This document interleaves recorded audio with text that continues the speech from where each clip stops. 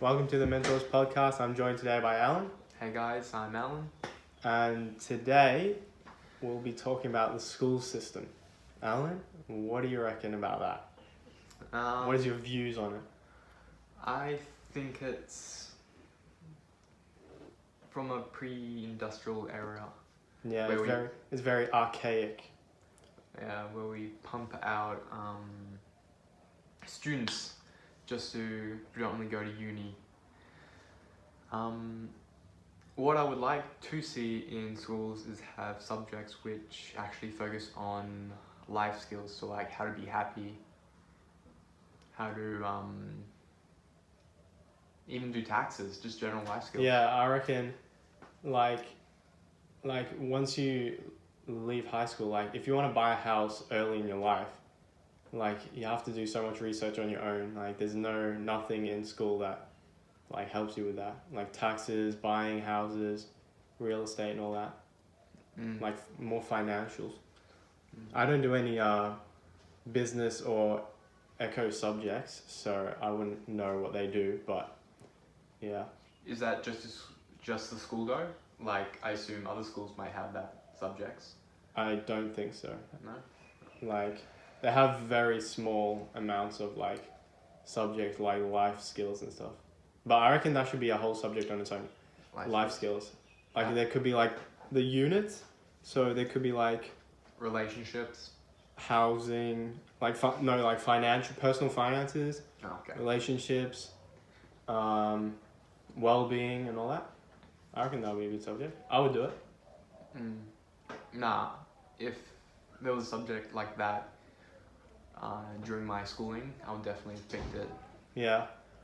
It was like, what do we do now? Painting, Yeah. woodwork.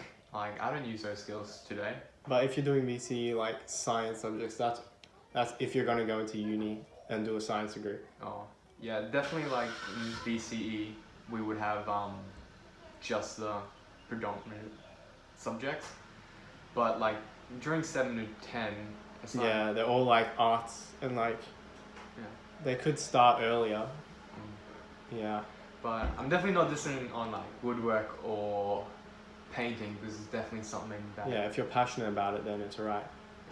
people do enjoy. But even just having an option to understand yourself better, I think that would be very beneficial. Yeah, because most people don't usually like think about themselves. The schools have like reflecting days and stuff like that, reflection days, but it's nothing actually to do with yourself. It's like writing down how you feel, and people just take the piss out of it. Yeah, I remember back in the It's day. not serious, yeah. Yeah, we just it was like no school uniform. We just have fun and run around. Yeah, Like, reflection days were like not actually to reflect. It was just a no school day, Yeah. basically. I look forward to those days. Yeah.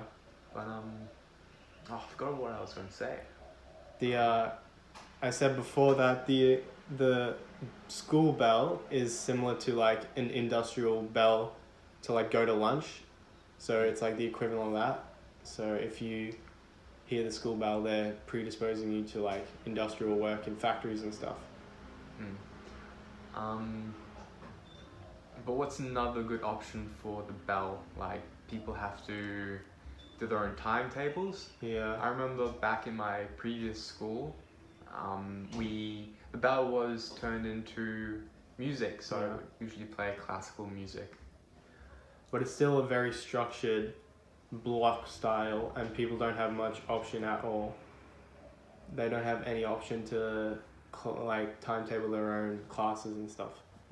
Well, I guess when you're young, you need that structure because, mate, if a teacher told me, yeah, make your own structure, I wouldn't have known where to start. Yeah, but you could get like so say your first day at school, you could have like teachers helping you build timetables for yourself.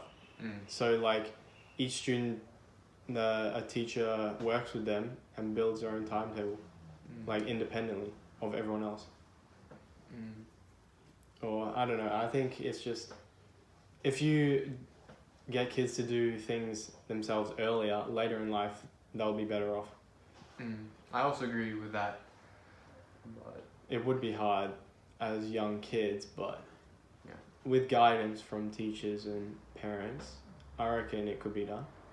And it would help them figure out how to do things earlier, which will help the transfer in uni. Yeah, exactly. Because I talked to a lot of people and they've said that from year 12 uni was a big change, from all the structure to literally no structure. Yeah. You can watch the classes online, you don't even have to show up to classes. Uni would be more appealing, I reckon, if like they knew, like the unis were and the high schools were transparent with the structures, and that it would be like all your own timetable and stuff. Talking from my own personal experience, I do like the uni structure better than high school structure. Yeah, I reckon I would as well.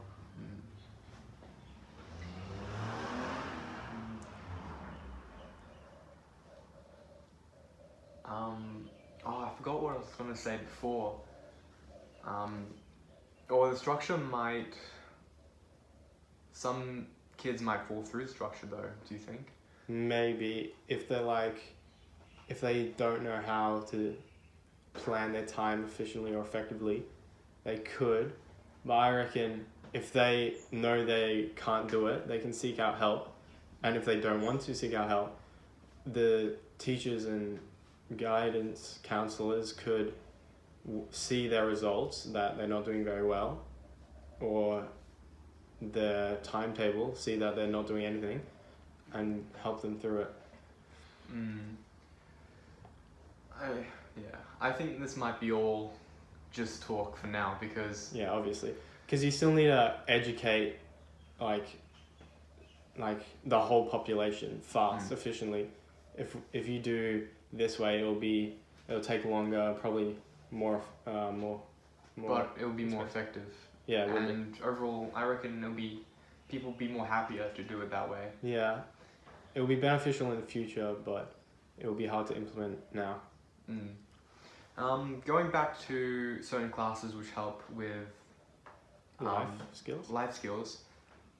But I think that's really important. I just want to hone down on this topic because, like, specifically now with the growing increase of depression, especially around 20 to 30-year-olds, teaching children from a young age would definitely be beneficial. I reckon that would be beneficial to the person if they know how to deal with their emotions and stuff. Even just to interact one-on-one, because... Sorry for the technical difficulties. We're back now. As I was saying, one-on-one interactions, because I know almost, or from personal experience and talking with other teenagers, I know interacting just with another human can be nerve-wracking. And like, I've had so much like unnecessary stress from just interacting with people. If I think I wasn't good enough, or if I was saying the right things, or if I look in a certain way, they'll get the wrong impression. They should teach that class, because like, what's one class, one semester, and then you would know how to properly communicate. And it would overall build impact your confidence as well. Or even relating that to your grades, you won't be stressed, so you'll study more. It'll increase the grade percentage, definitely. Do you think that some people are more affected though by like social anxiety and stuff like that? So it would have different varies of effects. So someone's really confident and can talk and easily communicate, and then some people are like really socially have anxiety. Like, how would that class work with those two spectrums? It can be sort of a choice, so you could potentially, like, I know in year 10, you could choose the subjects you wanted to do. So the socially awkward people might want to advance in that. But the two spectrums is a good... Well, in the workplace, there's always going to be two spectrums, so it's good to be able to get a feel for that. But we're not going to debug all the procedures, but I'm assuming there probably are certain activities which could like enhance the skills. Yeah, and like communicating with like both sides of the spectrum of socially anxiety and very confident, like that would be a good way to learn from each other. So like, yeah, they can see how they talk and what they do and stuff. Through task-directed activities or special procedures, Yeah, it could probably be very beneficial. yeah, I reckon that I would definitely choose that subject. As will I. Yeah. What do you think about the going to uni like past your like the average day? So like 20 to 23, say beyond that, like 30 plus. What do you reckon about Going back university to uni. students? Yeah, when you're older. If you have a hunger for knowledge, then you can always go back. Like, Yeah. there is no age for knowledge. Yeah. I believe. Do Like, you think there's any like disadvantage or advantage going back later? there's always going to be disadvantages because most of the kids in uni will be young and going back might be a little bit daunting. But like, if you really want to learn something, you can go back. And yeah, I know in my classes at university there was a few older students. Yeah. And they definitely brought a different dynamic to the class compared to the younger ones with more life experience and Yeah. work knowledge, which definitely benefited our class Yeah. predominantly. So that's the going back to the same thing. You can learn off each other, on the scale. Especially like with technology, the boomers can't use them. Yeah. Yeah, true. Nah, one of the guys was always interrupting. like he definitely made known if he didn't understand something. It was like, wait a minute, that's Just amazing. pulls out his pipe and starts lighting it in a lecture hall. Actually, that reminds me of the story. I was in, can't remember which class. I think it was modern physics. Yeah. And I was sitting down. And I was about midway between the class, about 15 minutes in. And this guy comes in. I've never seen him like in this class before. The physics cohort is really small, so everyone knows everyone. Yeah. So when this guy walked in, we're like, oh, who's he? But he gave the lecturer a nod, and I was like, oh, he must be cool. So we didn't think anything of it. Yeah. He sat at the back of the class. Anyway, maybe 5 to 10 minutes later, another guy came in wearing a shower robe, completely white. Just shower robe. Just shower robe. He might be wearing underwear, I don't know. But like, Who I can knows? see it. It was just completely over. And like, thongs. And he sat in the front row. And like, because the lecturer was doing his thing, he didn't even like stutter. He was like, He didn't give a shit. He didn't give a shit. He was like, yeah, he must have been used to this. And like, the guy sitting down with the robe took out shaving cream and like put the shaving cream on his face.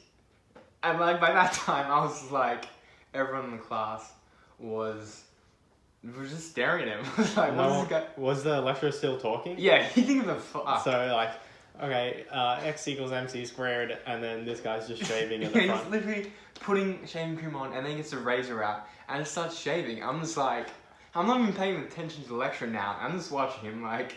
Taking notes on him. Yeah. Everyone's writing in their book about how to shave. With the grain, yes, very important. Everyone was just looking at him like, what's he doing? Did he shave like straight onto the ground or in like a bowl or something? Oh, he must have had. Oh, he had like plastic, Plastic top. Yeah, we're just looking at him and like, when he finished, he just wrapped it up and then walked out of the class. I was like, what the? Wow.